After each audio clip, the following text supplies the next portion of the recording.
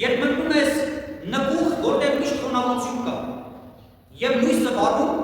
ինչ է տեղի ունենում առաջինը, եթե իհարկե դեր եւ ճար չեք դրել անկյուններում, խավարասերներն են պարչում, որովհետեւ լույսին չեն կարող դնել, անհետանում են, խավարն են դնում, ծաղուցուկ են մանգալից, որ փախչեն, ճիշտ այդ կերպ, երբ Տիրոջ օրենքի լույսը սիրելիներ, յուրաքանչյուրիս հոգում է ծաղկում ու վառվում, մեր հոգում կուտակված խավարասեր մեղքը փախչում է։ Ուրեմն ոչ թե Տիրոջ օրենքի պատվիրանն է մեղքի պատճառը, այլ մարդու սրտի ապականությունը։ Այսօրվա այս աշխարհում մարդը կարծես կռվի ու պատերազմի է ելել Աստուծո օրենքի դեմ, Աստուծո պատվիրանի դեմ։ Մարդը ապրում է այնպես, ինչպես որ ուզում է, եւ ուզում է, որ Քրիստոս հարմարվի ապրած կյանքին։ Ոչ թե ինքն է ապրում ըստ Տիրոջ պատվիրանի, այլ ուզում է, որ Տերն իրեն ընդունի այնպես, ինչպիսի որ ինքը կա։ Այսօր առավոտյան, երբ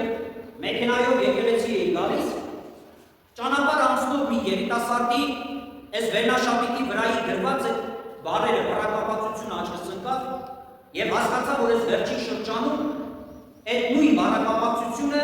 անընդհատ կրկնվում է։ Ազատ մարդ։ Տեսել եք, չէ՞։ Ազատ մարդ։ Մարդուս ուրեղում կաթեցնում են կամած արկամած, կաթիլ արկաթիլ, որ դու ազատ ես, որ դու կարող ես ապրել ինչպես որ ուզում ես, կարող ես անել այն ինչ որ ուզում ես, կարող ես մտածել այն ինչը որ ցանկանում ես, դու ազատ ես։ Իսկ արյունտես, որ առաքյալն ասում է, ճշմարիտ ազատությունը Տիրոջ պատվիրանի հնազանդ մնալու մեջ է։ Որովհետև ոչ թե անում եմ բարին, որ կամենում եմ, այլ գործում եմ չարը, որը չեմ կամենում։ Իսկ եթե անում եմ այն, ինչ որ չեմ կամենում, այլևս ես չէ, որ անում եմ այն, այլ իմ մեջ բնակվող մեղքը։ Այս պայքարի մասին է, որ առաքյալը խոսում է այսօր այս։ Ուզում եմ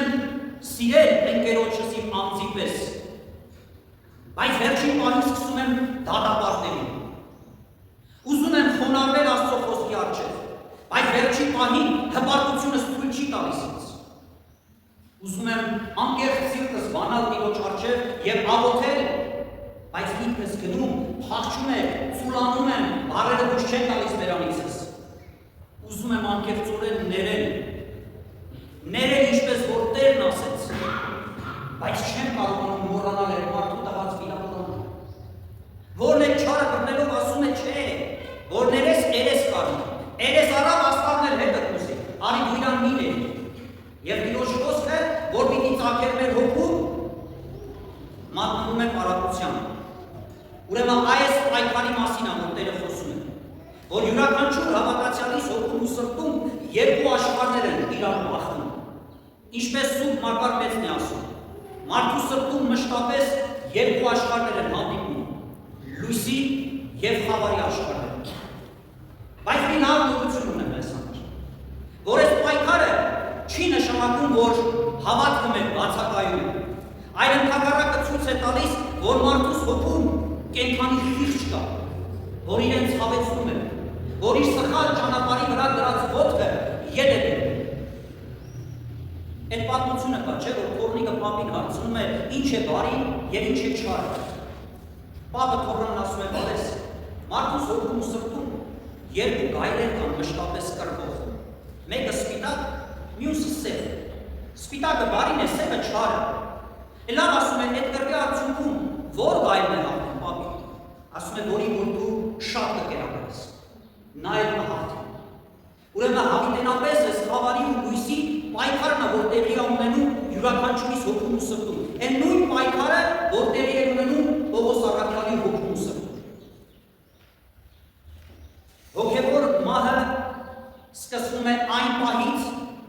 երբ մարդը դադարում է պայքարել մեղքի ու խավարի